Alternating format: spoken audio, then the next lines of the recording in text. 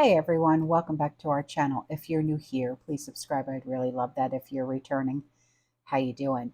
What we're going to be talking about right now is how to survive without a stockpile, especially when there's a crisis going on. And I know that if you're in this community, you have a stockpile, you're ready for just about everything, but I know a lot of people who can't do a stockpile, or maybe you only have like maybe 2 weeks worth of whatever, a stockpile or whatever. And hey, you know what? That's really awesome. And I'm proud of you. Okay.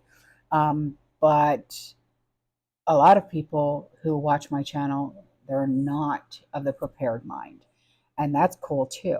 Okay. But in an SHTF scenario, and if it were to happen, which, come on, look around. If you've been with me for a while and you watch my channel, you know what's going on. If it were to happen tomorrow, or who am I kidding, within the next few minutes with the way things are going, how prepared would you be? And be honest, okay? Whether from widespread economic, political disturbances, an EMP, or some other chaotic event. I mean, look what they just did to all of us with the eclipse. Stock up for 2 weeks, food, water, and supplies. Oh my God. All right. Seriously. How long would you survive without your stockpile of water, food, and basic supplies? How long? With just the stuff that you got in your house, okay? And I mean, I'm even talking to the people who don't stock up, okay? How long would you last? Do you go to the grocery store every day to pick up something for dinner? Because I know a lot of people that do that. And be honest, okay, it's all right. Okay, if you find yourself unprepared when a crisis strikes, it's important to not panic. Okay, it's important to keep yourself grounded. Okay, and to be logical and rational. And there are a few important survival rules to remember that will keep your head clear and your priorities straight in an emergency. And these are the rules of three. Now, according to the rules of three, okay, and I learned these a long time ago, okay, the average person can survive 3 minutes without air, 3 hours without in extreme heat and cold, 3 days without water, 3 weeks without food. Okay. Now, remembering these important survival rules like these can help you create like a last minute emergency plan to fit your survival needs. Okay. Now, the first thing that you will need to decide in any kind of crisis, I don't care what it is, okay? I don't care if we go to WAR tomorrow, or say you are getting evicted tomorrow, okay? Because that's a real thing, okay? Well, so is WAR, but still, I mean, that's more logical. That could actually happen like tomorrow, okay? Say you're getting evicted tomorrow, okay? It That's a real crisis that you want to honestly think about, okay? Now, if it's like an actual like, oh my gosh, crisis, this is going to affect every single one of us, okay? Let's talk about that. Do you want to bug in or bug out? Okay. If your home is secure and relatively unaffected, okay, and I mean unaffected means no tornado came in, no hurricane came in. Okay, say, all right, I'm going to go this way. All right, so nobody go, oh my God, I can't watch this, click out. Okay, just listen. All right, just hush for 2 seconds and just listen. Everybody's watched The Walking Dead, right? Okay, say just a horde of zombies comes walking down the street. All right, your home is relatively going to be unaffected. okay? Or if you want to use this term, say a horde of Democrats comes walking down the street, your home is going to be relatively unaffected, okay? Sheltering in place may be the most familiar and safe option. Why? Because if you're, obviously you've got your stockpile, you've got all of your supplies, you've got, all of your comforts, all of your normalcies, you're good, right? You don't have to go nowhere. But there is a good chance you have more valuable resources in your home than you realize, okay? Now, in the worst case scenario, and you have to leave your house, tornado, hurricane, eviction, some people may be forced to seek out alternative shelters or hide until the worst is over. If you have to leave your house with no stockpile, no bug out bag, finding adequate shelter is the highest importance of them all. Okay? Remember, keeping a low profile is crucial for survivals, as strangers may be attracted to your campsite. Okay? Adopting a no trace, leave no trace, hidden in plain sight approach can help you maintain a defensive advantage. I learned this stuff from my son when he was in the Marine Corps. Okay. The next thing is water. Water is the second thing you need to get squared away after deciding on your shelter. This is if you're bugging out. Okay. If you're staying home, make sure you have adequate supply of water stocked up.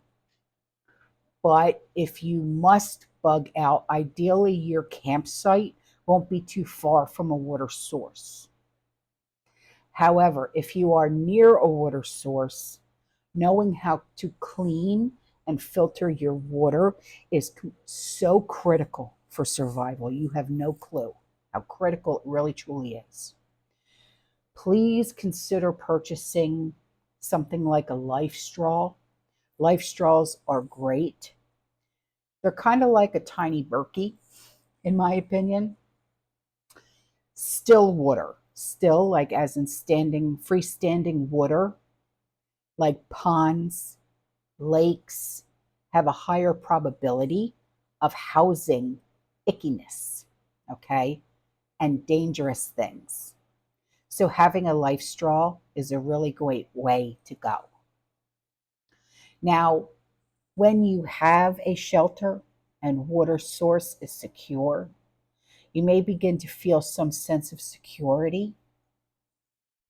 Um, Unfortunately, you're not quite out of the woods yet.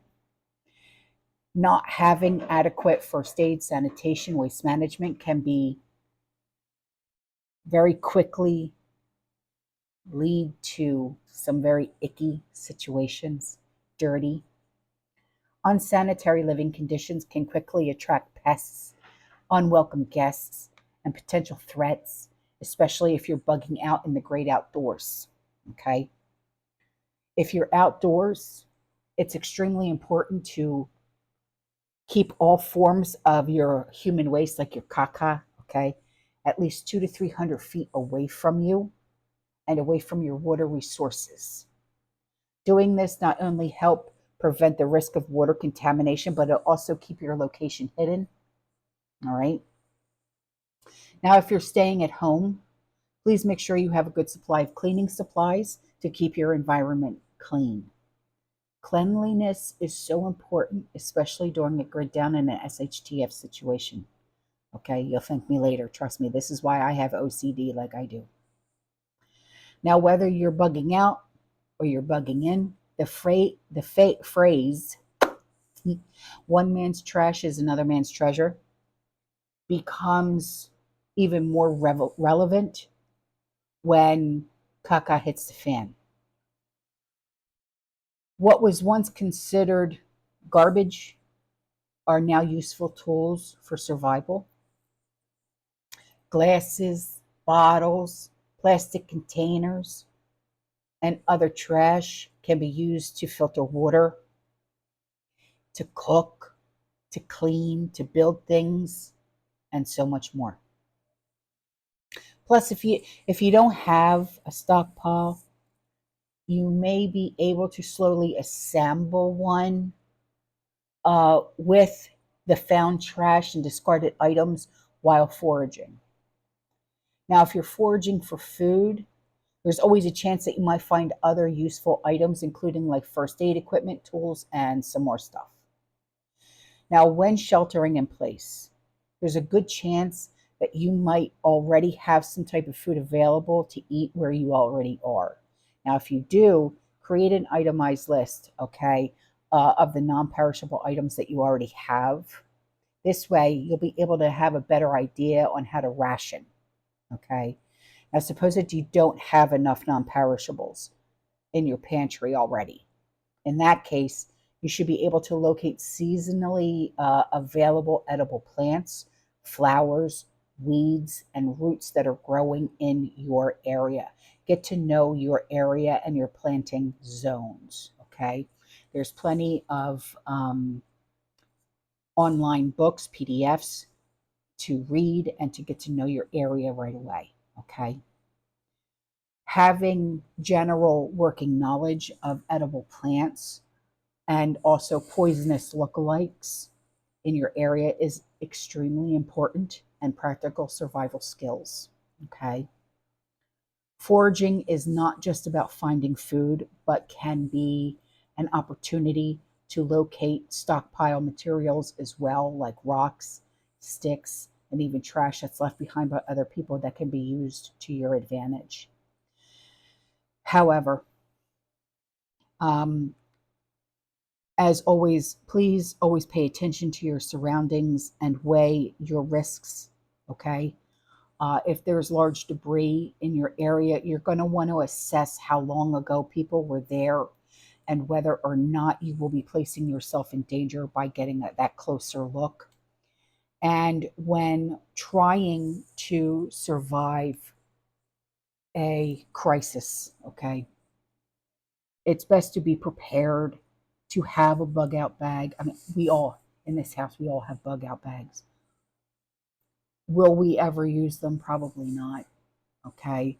We plan on bugging in at any cost, but because we live in a hurricane prone area, a tornado prone area, things like that, if my house literally gets picked up and tossed, obviously, okay, then yeah, we have our bug out bags ready to go. All right. But here, you know what? I'm going to show you something really quick. Okay. I have a bug out bag. Okay. But I'm going to also show you really quick what I also carry in my purse. Okay. This is my purse. All right.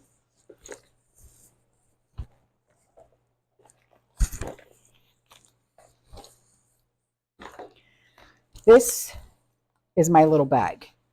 All right. Now, this is my little bag of my hygiene items that I always carry with me, okay? Because I'm that person that you just never know. I'm a what ifer. Okay, I'm a what ifer. And I have a shampoo bar, okay? I have shaving butter. I have toothpaste. I have lip balm in here because I always get chapped lips, you know. Um, Body cleanser, Orajel, razors, deodorant,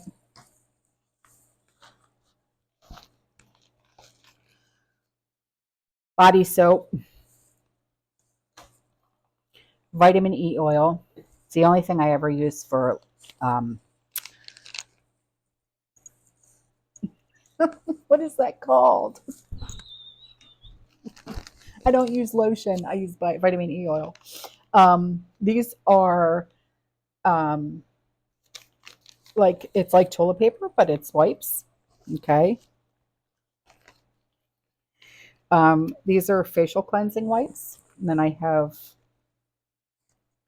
sanitaries, napkins, toothpaste, toothbrushes, and extra hair ties. Okay. So this is my little hygiene bag that I always carry with me in my purse.